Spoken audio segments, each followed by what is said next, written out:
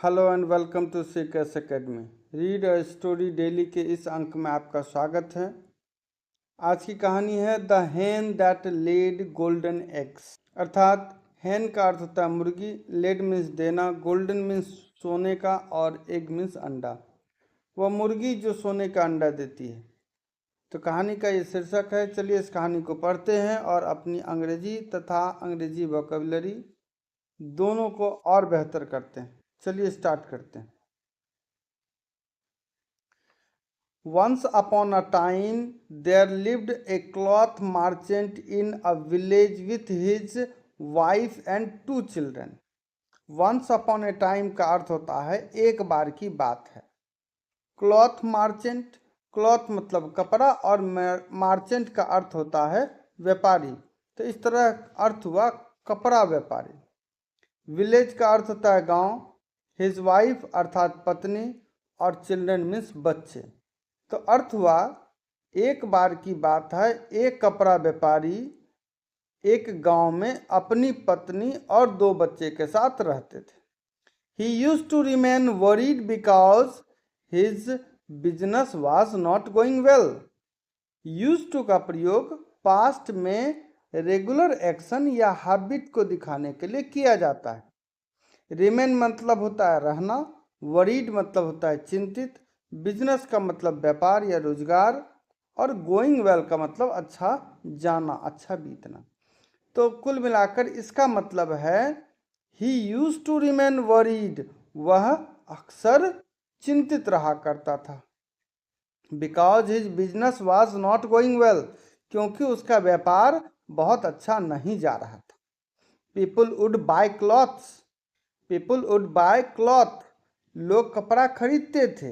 But they use to pay him in installments. Installments का अर्थ होता है किस्त में। तो लोग उन्हें किस्त में पैसा चुकाया करते थे। Sometimes they would not even pay him, कभी कभी तो लोग उन्हें पैसा ही नहीं देते थे। One day he went to collect money from an old man. एक दिन, कलेक्ट का अर्थ होता है इकट्ठा करना। तो एक दिन वह एक बूढ़े व्यक्ति से पैसे, उधार दिए गए पैसे कलेक्ट करने गए, यानी उससे लेने गए। But he was not at home, लेकिन वह घर पर नहीं थे। इन एंगर, एंगर का अर्थ हुआ गुस्सा। ही पिक्ड, पिक मतलब होता उठाना, one of the old man's hen and came back. तो बूढ़े व्यक्ति के मुर्गियों में से एक मुर्गी को उठा लिया और घर चले आया। He did not know that his luck was about to change. Luck का अर्थ हुआ किस्मत और चेंज मतलब बदलना। नो का अर्थ होता है जानना। उसे नहीं पता था कि उसकी किस्मत बदलने वाली है। The hen which he brought was not an ordinary hen। Ordinary मतलब होता है सामान्य, साधारण। तो जो मुर्गी, और ब्राउट का अर्थ होता है ब्रिंग का पास्ट फॉर्म है ब्राउट, ब्रिंग का अर्थ होता है लाना। तो जो मुर्गी उन्होंने लाई थी वह कोई साधारण मुर्गी, सामान्य मुर्गी नहीं थी। As it use to lay golden eggs, क्योंकि वे सोने का अंडा दिया करती थी। Next morning when he was about to pick the eggs his happiness knew no limit.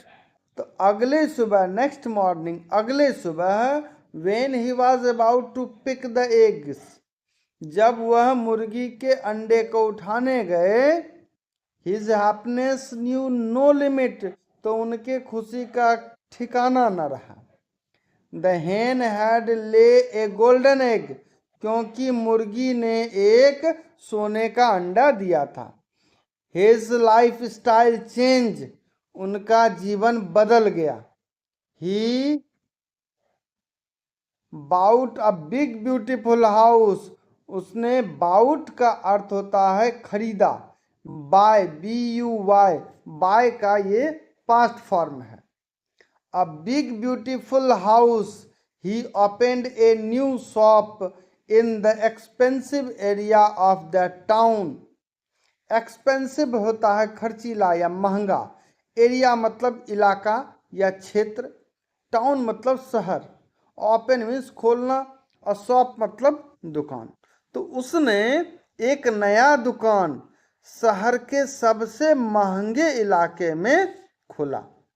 His family could afford any luxury they wanted as they had become quite well off. Family का अर्थ हुआ परिवार, afford का अर्थ होता है समर्थ होना, और लग्जरी का अर्थ हुआ सुख सुविधा।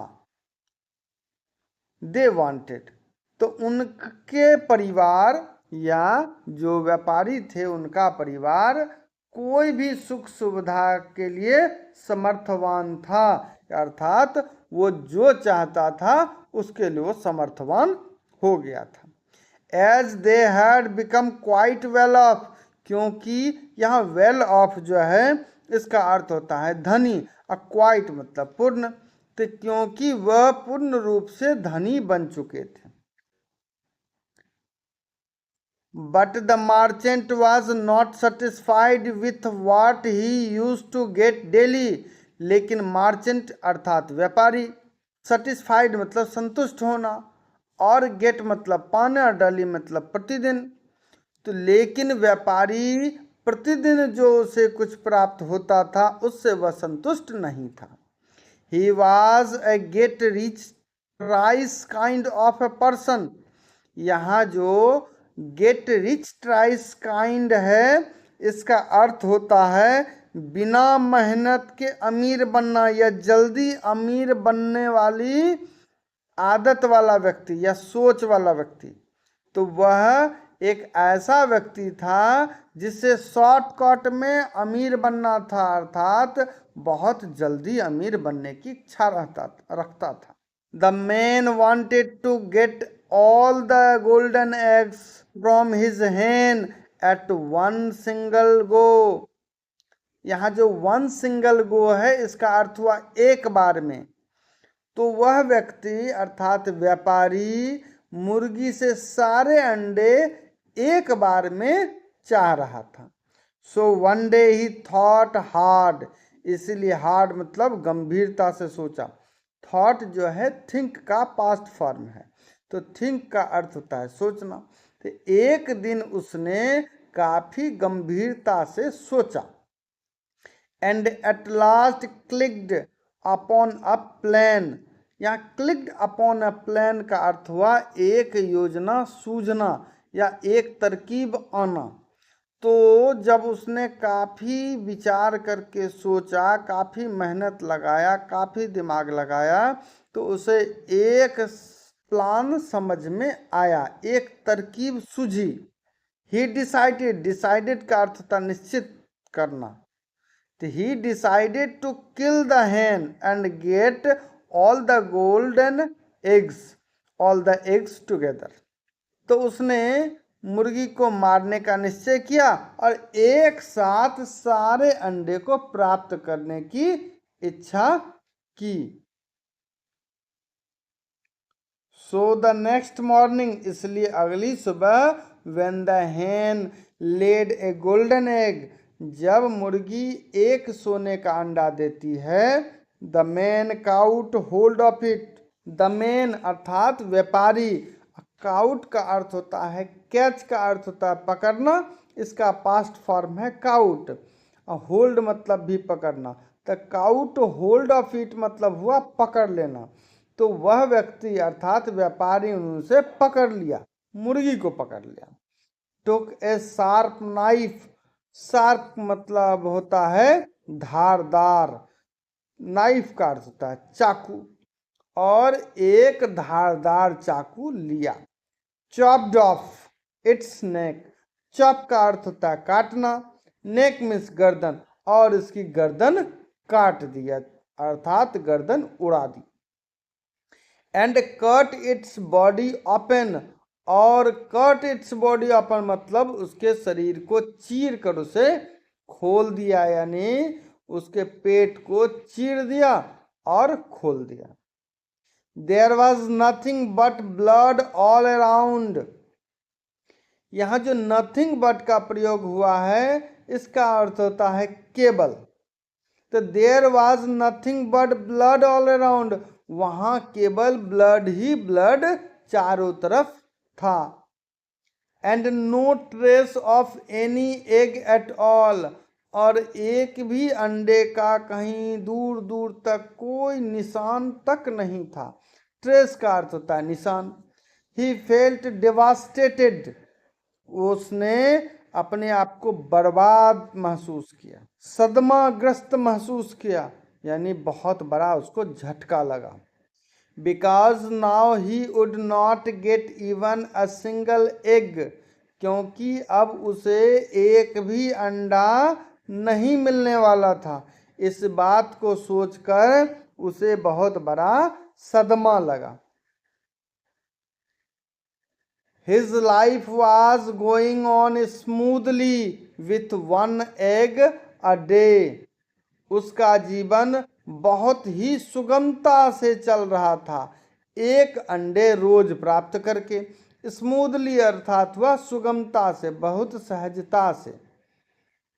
बट नाउ, लेकिन अब, he himself made his life miserable, लेकिन अब उसने अपने जीवन को काफी दुखी बना लिया है। द आउटकम, आउटकम का अर्थ होता है परिणाम या नतीजा। The outcome of his greed, greed का अर्थ होता है लालच, was that he started become poorer and poorer day by day।